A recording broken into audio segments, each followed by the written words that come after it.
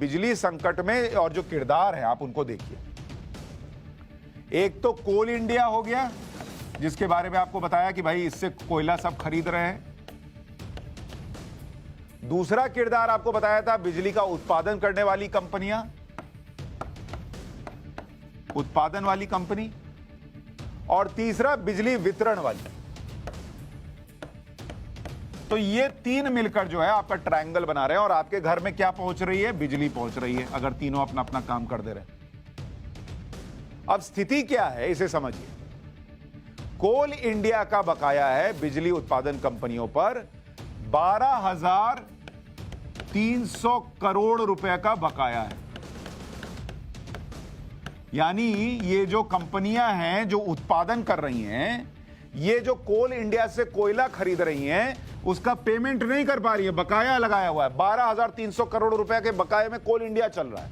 वो कहता है उत्पादन करने वाले से कि तुमको कोयला चाहिए, कोयला तुम मांग रहे हो, पैसा देते नहीं हो, तो वहां संकट है।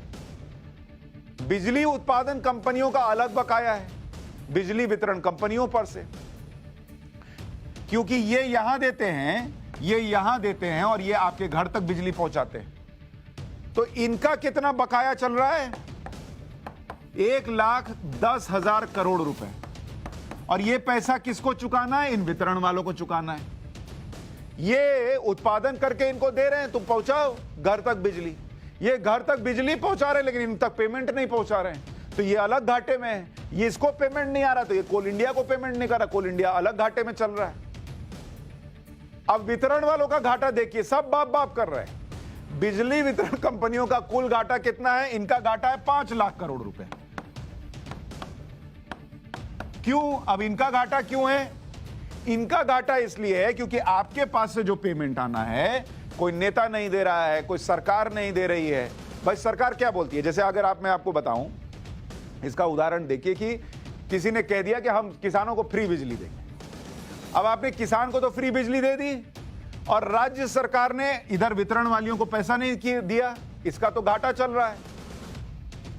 अभी पंजाब का आपको बता रहा था ना कि घाटे में है सब, तो ये घाटा इनको हो गया। अब ये क्या कर सकते हैं? या तो घाटा सहते रहें और देते रहें, नहीं तो ये क्या करते हैं? पावर कट कर देते हैं कि पावर उधर कट किया तो उतना पैसा कम से कम बचा।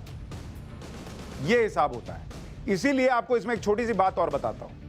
ये जो 3 कृषि कानून आए थे, उसमें नरेंद्र मोदी एक बिल लाए थे। उसमें उन्होंने क्या कही थी बात? उसमें उन्होंने कहा था कि राज्य सरकार जो किसान को फ्री बिजली देती है, वो फ्री बिजली नहीं देगी। वो सीधा किसान जो है वो पेमेंट करेगा वितरण वाली कंपनी को, 100 रुपया है, 1000 रुपया है, जितना है, और राज्य सरकार किसान को पेमेंट करेगी कि तुमने जो ये पेमेंट किया, जो मैं तुमको फ्री देता, उसकी जगह मैं ये तुमको पैसा देता हूं। नरेंद्र मोदी जी ने दिमाग लगाया था, पीएम ने, इससे 2 चीज हो जाएगी।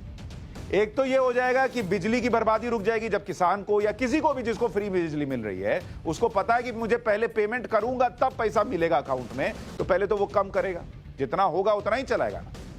दूसरा, राज्य सरकार वितरण कंपनियों का तो पैसा रोक देते हैं, क्योंकि उनको पता है कि इसको बाद में दे देंगे, लेकिन वो अपने वोटर का पैसा नहीं रोक सकते। उनको पता है कि भाई इसका पैसा रोकेंगे तो कल को हमको वोट नहीं मिलेगा, तो उनको पेमेंट करना होगा। तो वितरण कंपनी घाटे में नहीं होगी, राज्य सरकार लटका नहीं सकेंगे, इसका घाटा नहीं होगा तो ये इसको पेमेंट करेगा, तो उत्पादन बेहतर हो पाएगा। उत्पादन होगा तो वो कोल इंडिया को पेमेंट करेगा, तो कोल इंडिया का घाटा खत्म होगा। एक बिल से पूरे देश का सिस्टम सुधर जाता, लेकिन 3 कृषि कानून के विरोध के नाम पर वो बिल भी वापस करवा दिया इन लोगों ने। कर लो सुधार। इंडिया में सुधार करना अपने आप में चुनौती है। लोगों ने बना रखा है कि नरेंद्र मोदी का ही इंडिया है, इन्हीं को सुधार करना है। हमारा क्या है? कीजिए।